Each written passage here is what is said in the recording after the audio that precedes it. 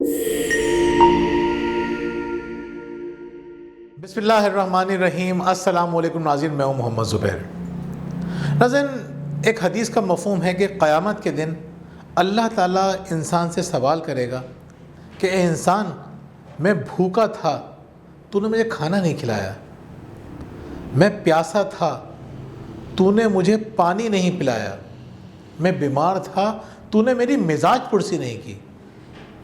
نہیں تصور کریں وہ دن کتنا بڑا دن ہوگا، کتنا ہولناک دن ہوگا گناہ گاروں کے لیے۔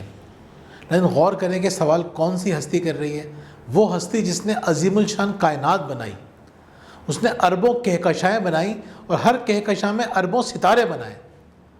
اس نے انسانوں کو تخلیق فرمایا، اس نے بے شمار مخلوقات کو تخلیق فرمایا اور اربوں سال سے، کروڑوں سال سے ان کی تمام ضروریات پوری کر رہی ہے۔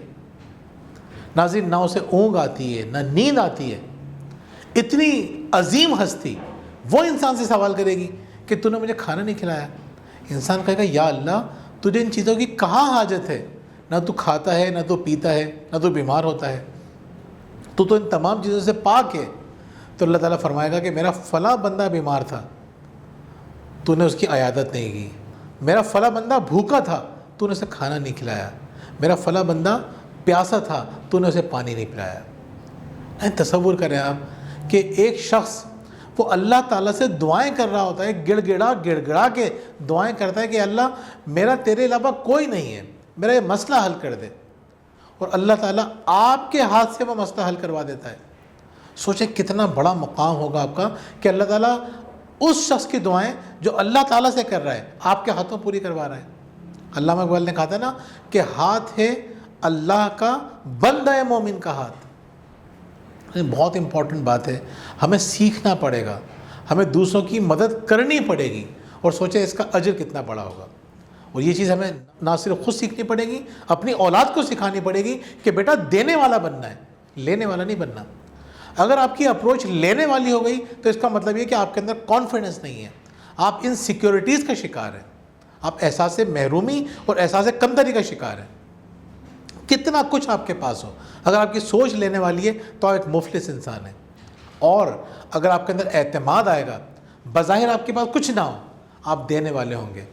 کس طرح دیں گے، ہم اس کے بارے میں بھی بات کریں گے۔ کہتے ہیں کہ ایک مرتبہ ایک استاد اپنے شاگرد کے ساتھ سفر کر رہا تھا، تو وہ دونوں کھیتوں کے پاس سے گزر رہے تھے۔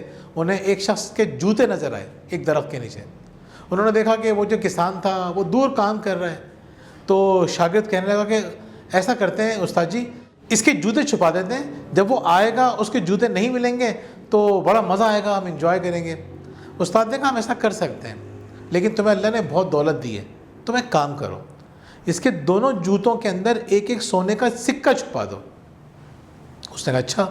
اسے سونے کے سکے چھپا دیے اور دونوں جھاڑیوں کے پیچھے اس طرح چھپ گئے کہ نظر نہ آئے۔ وہ شخص کام کر کے آیا، کسان آیا، آ کے بہت تھکا ہارا لگ رہا تھا۔ اس نے پہلے جوتوں میں پاؤں ڈالا تو جوتے سے فوراً پاؤں نکالا، اس کو سخت چیز محسوس ہوئی۔ اس نے دیکھا تو سونے کا سکہ۔ وہ بڑا حیران ہوا، یہاں وہاں دیکھتا رہا، اس کو نظر نہیں آیا کہ یہ کہاں سے چیز آئی ہے۔ اب وہ بڑا حیران ہوا۔ اب اس نے دوسرا پاؤں ڈالا، پھر کوئی سخت چیز محسوس ہوئی، اس نے فوراً پاؤں نکالا، دیکھا وہاں بھی سونے کا سکہ۔ وہ شخص گھٹنوں کے بل زمین پر گرا اور گڑ گڑا کے رونے لگا کہ یا اللہ، میں نے سارے دن تجھ سے دعائیں کی تھیں، میں تجھ سے کہہ رہا تھا کہ میری بیوی بیمار ہے، اس کے علاج کے میرے پاس پیسے نہیں ہیں، آج میرے پاس بچوں کو کھلانے کے لیے کچھ نہیں ہے، یا اللہ تو نے دعائیں اس طرح قبول کر لی، تو واقعی میں سب کی ضرورتیں پوری کرنے والا ہے۔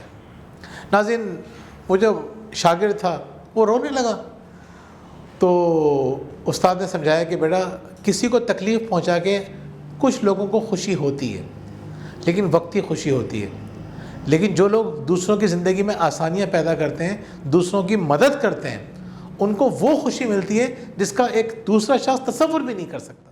ناظرین، سخاوت ایک ایسی خوبی ہے جو تمام خامیوں کو چھپا لیتی ہے۔ سخاوت کیا ہے؟ دینے والا کون ہے؟ اللہ نے آپ کو وقت دیا ہے جس سے آپ کسی کی مدد کر سکتے ہیں، اپنا وقت دیجیے۔ اللہ تعالیٰ نے آپ کو الفاظ کی طاقت دی ہے، اپنے الفاظ سے کسی کی زندگی میں خوبصورتی لے کر آئیے۔ اللہ نے آپ کو دولت دی ہے، تو کسی کی مدد کیجیے.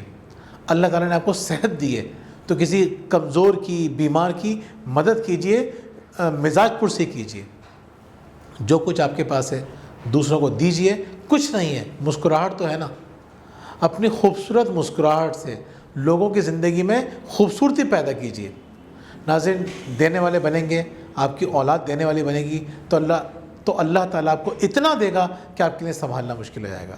بہت بہت شکریہ. اللہ حافظ.